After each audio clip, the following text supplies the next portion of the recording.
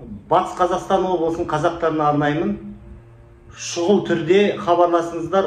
Ресейден су кірді. Василевская ма, сол водохранилище. Ертең Алмасбек бауырымыз Қазагро, білесіздер, иә? Қазагроны басқаратын. Соны мәлімдеме жасады. Ертең Оралды басады.